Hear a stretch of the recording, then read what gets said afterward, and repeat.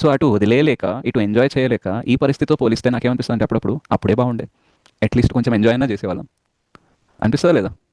అనిపిస్తుంది. Yes, Prabhuji. Right. ఖచ్చితంగా వస్తుంది ప్రభుజీ. సో కలి ఏం చేస్తుంది అని అంటే భగవంతుని ఆనవాలు మన జీవితంలో లేకుండా చేస్తుంది. అప్పుడు ఏమవుతుంది అని అంటే మనం చాలా బాగా ఎంజాయ్ చేస్తాం. ఆ ఎంజాయ్మెంట్ మంచిది కాదు, కానీ మనకు అదే కావాలి కాబట్టి కలి ద్వారా భగవంతుడు ఏం అరేంజ్ చేస్తారంటే నువ్వు ఎంజాయ్ చేయి, అండ్ నువ్వు ఎంజాయ్ చేస్తున్నప్పుడు నేను గుర్తుకు రాను, అండ్ నువ్వు ఎంజాయ్ కూడా బాగా చేయొచ్చు. కలి లేదు అనుకోండి, నేను మీకు గుర్తుకొస్తాను, అప్పుడు నువ్వు ఇటు నా వైపు కూడా రాలేవు సరిగ్గా, అటు నీదును కూడా ఎంజాయ్ చేయలేక బాధపడతావు, అప్పుడు నన్ను బ్లేమ్ చేస్తావు ఎందుకు నేను ఎంజాయ్ చేయలేకపోతున్నాను అనేసి. కాబట్టి భగవంతుడు జీవుల కోసం చేసిన అరేంజ్మెంట్ ఈ కలి ప్రభావం.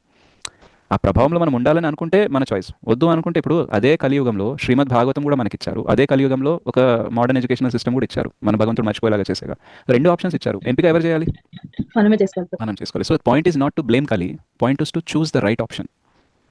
భగవంతుడిని మర్చిపోవాలి, మర్చిపోతేనే నేను బాగా ఎంజాయ్ చేయగలను అనే కోరిక మీ లోపల వచ్చిందనుకోండి, మెల్లిమెల్లిగా భగవంతుని విస్మరణ అనేది జరుగుతుంది, భక్తిలో రుచి అనేది తగ్గుతుంది అనమాట. సో అందుకని మీరు జాగ్రత్తగా భగవంతుడికి ఏం చెప్పాలంటే, నాకు పాత విషయాలు ఎలా ఎంజాయ్ చేసేవాడినో ఆ విషయాల పట్ల ఇప్పటికీ కొన్ని వాసనలు ఉండొచ్చు, అది ఎంజాయ్ చేయాలని అనుకోవచ్చు, అండ్ మీరు భక్తి చేస్తున్నాను కాబట్టి వాటిలో అంత ఎంజాయ్మెంట్ నేను ఇప్పుడు ఎక్స్పీరియన్స్ కూడా కాకపోవచ్చు, బట్ ఏది ఏమైనా సరే ఆ వాసనల్ని తగ్గించి అటువైపు వెళ్లకుండా మళ్ళీ మీ వైపు వెళ్ళేలాగే చూసుకోండి.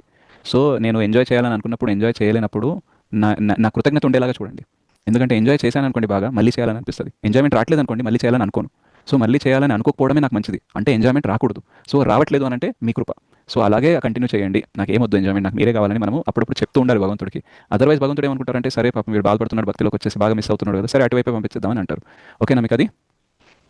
నో ప్రభుజీ, భగవంతుడికి వెళ్ళి ఉండాలి ప్రభుజీ, అండ్ మళ్ళీ ఆ లైఫ్ వద్దు ప్రభుజీ. మళ్ళీ ఒకసారి రిపీట్ చేయాలి ప్రభుజీ. So when you're not able to enjoy, be thankful. Okay, ఎందుకంటే భౌతిక ఇంద్రతృప్తిలో బాగా అనిపిస్తుంది అని అనుకోండి ప్రాబ్లం, బాగా అనిపిస్తే మళ్ళీ మళ్ళీ చేస్తాం. బాగా అనిపించట్లేదు అనుకోండి, ఇప్పుడు నేను మూవీ చూస్తున్నప్పుడు 1 hour చూసిన తర్వాత కూడా ఏంది ఇది, సో ఇది ఎందుకు అసలు చూస్తున్నాను అనిపించింది అనుకోండి, భగవంతుని కృప ఉంది కాబట్టి, అబ్బా ఎంత బాగుంది, ఇంకో గంట చూద్దాం అని అనిపించింది అనుకోండి, భగవంతుని కృప లేనట్టే కదా. రైట్. సో మీరు బాధపడకుండా భగవంతుడికి చెప్పాలి ఏంటంటే, నేను ఎంజాయ్ చేయలేకపోతున్నా సరే, it's still okay, I don't want to do this.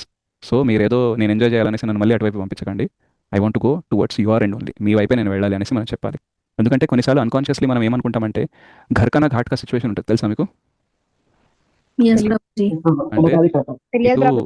ఇటు ఇంద్రతృప్తి చేయలేకపోతున్నా, ఇటు శుద్ధ భక్తి చేయలేకపోతున్నా, అటు ఇటు కాకుండా మధ్యలో ఉన్నా. ఈ మధ్యలో ఉండే సిచ్యువేషన్ మిడిల్ క్లాస్ అనమాట మనం.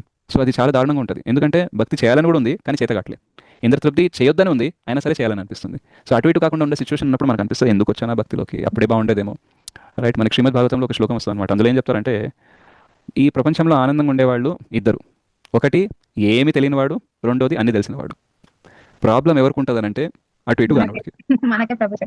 రైట్. ఇప్పుడు ఏమి తెలియనివాడు అంటే ఇంద్రతృప్తే నా జీవితం అని అనుకునేవాడు కూడా కొంచెమన్నా సుఖపడతాడు, మొత్తం భక్తినే జీవితం అని పూర్తిగా తెలిసిన జ్ఞాని కూడా సంతోషంగానే ఉంటాడు.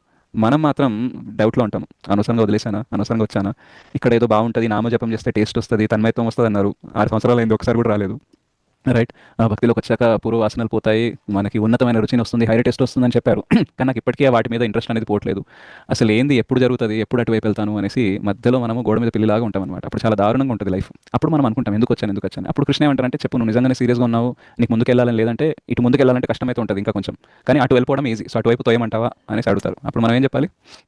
కష్టమైనా పర్లేదు, ఈ మార్గమే కరెక్ట్, ఇదే కావాలి అని చెప్పాలి. మీరే చెప్పాలన్నమాట. అందుకని భక్తిలో కష్టం పెరిగే కొద్దీ మనము భగవంతుడికి రిక్వెస్ట్ చేయాలి, కష్టం ఎక్కువైనా పర్లేదు కానీ మళ్ళీ వెనక్కి పంపించొద్దాను అనాలి.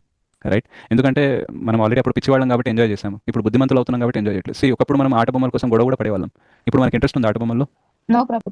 లేదు కదా. సో మనం ఎదిగాం కాబట్టి ఇంట్రెస్ట్ పోతుంది, ఇజంట్ ఇట్? సో సిమిలర్లీ మనం ఎదుగుతున్నాం కాబట్టి మనకి ఒకప్పుడు ఎంజాయ్ చేసి ఇప్పుడు ఎంజాయ్ చేయలేకపోతున్నాం, కొన్ని రోజులైతే వాటి మీద ఇంట్రెస్ట్ కూడా కంప్లీట్గా పోతుంది. సో వెనక్కి వెళ్ళకూడదు, ఇంకా మళ్ళీ ఆట బొమ్మలతో ఆడుకుంటాను వెనక్కి వెళ్ళదు, ముందుకే వెళ్తూ ఉండాలి.